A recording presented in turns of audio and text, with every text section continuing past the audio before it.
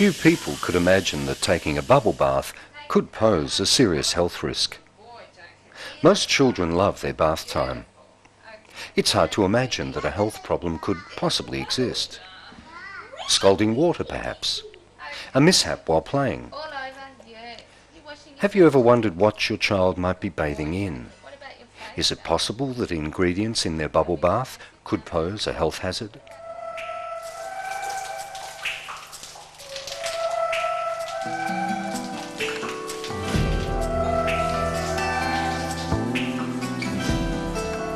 Belinda, a masseur and aromatherapist, was a regular user of a commonly available shampoo until she began to experience health problems. I've always had a dry scalp, itchy scalp, even to the point where I've had hair loss from it. I consulted a natural therapist and thought, well, what can I do about it? I didn't know whether it was something that was to do with the scalp or whether it was an internal issue.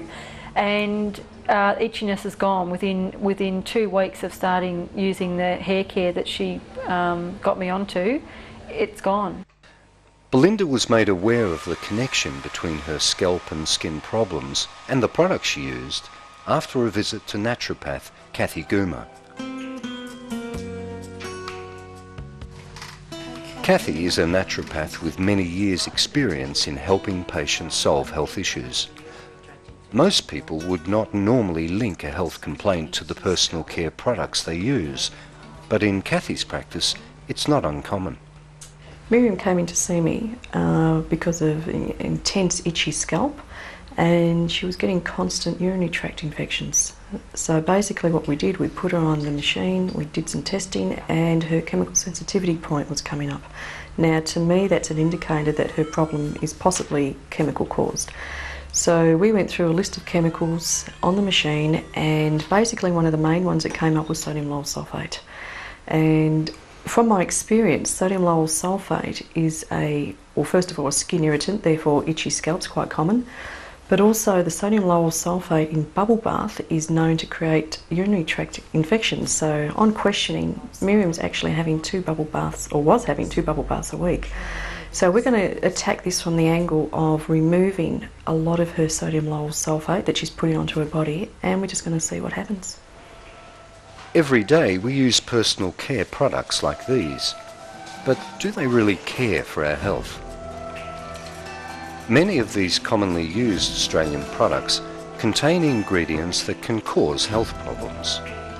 Harsh ingredients which are also found in industrial products like brake fluid and degreasers. Substances like sodium lauryl sulfate and propylene glycol.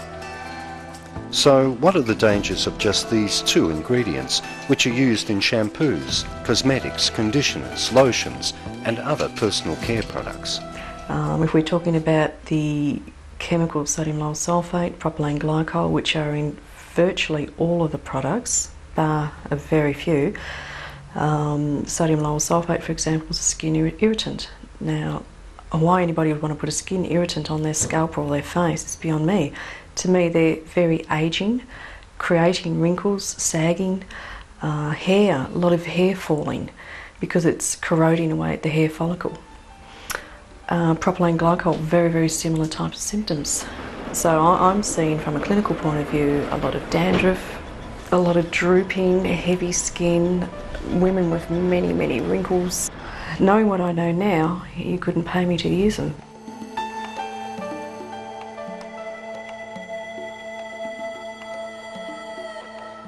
There are a lot of the common substances tend to be chemicals that are used in industry. For instance, a lot of harsh industrial cleaners have found their ways into shampoos. Classic examples of potentially harmful ingredients would include sodium lauryl sulfate. Sodium lauryl sulfate is an engine degreasant. It's used for stripping grease off garage floors. It's very good at doing that. It's very good at giving you squeaky hair. The problem with SLS, of course, is that it has a low molecular weight, which means that it enters the body very quickly, and it will store itself cumulatively in many of the organs of the body. The ethoxylated or alcoholized version of SLS is known as sodium laureth sulfate. This is slightly less irritating than SLS, but the potential for SLES is to release dioxins. 1,4-dioxane is incredibly harmful. In fact, it was one of the ingredients in Agent Orange. Dr. Mark Donohue is a leading practitioner who specialises in environmental medicine.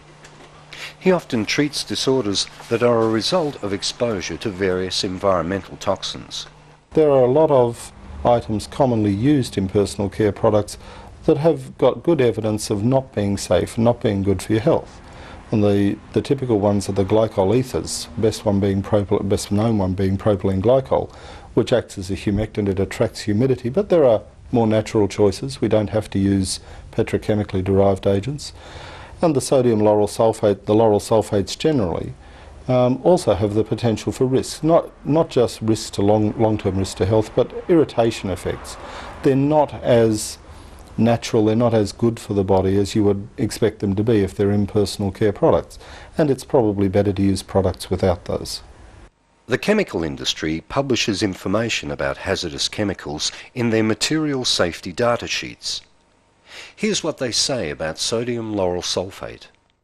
Sodium lauryl sulfate, irritant and strong sensitizer, harmful if inhaled or swallowed, may be harmful if absorbed through the skin, causes severe eye and skin irritation, irritating to mucous membranes and upper respiratory tract. Symptoms of exposure may include burning sensation, coughing, wheezing, laryngitis, shortness of breath, headache, nausea and vomiting. Wayne Riley, a well-known Australian scientist and author, has worked and published widely in the areas of biochemistry and medicine for almost 30 years with both Australian universities and government laboratories. Wayne now consults to the natural health industry and is a practicing clinical nutritionist.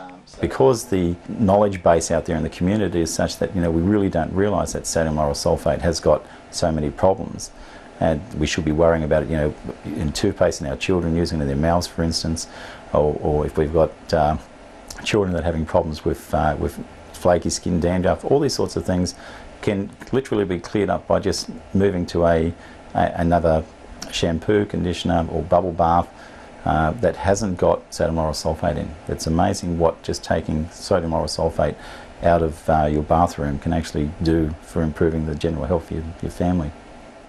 And what do the material safety data sheets say about propylene glycol?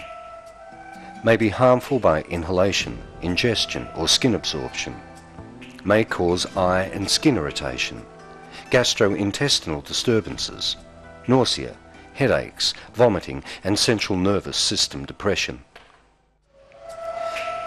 These are only two of the many toxic substances found in personal care products. Others include talc, fluoride, aluminium, mineral oil and various forms of alcohol.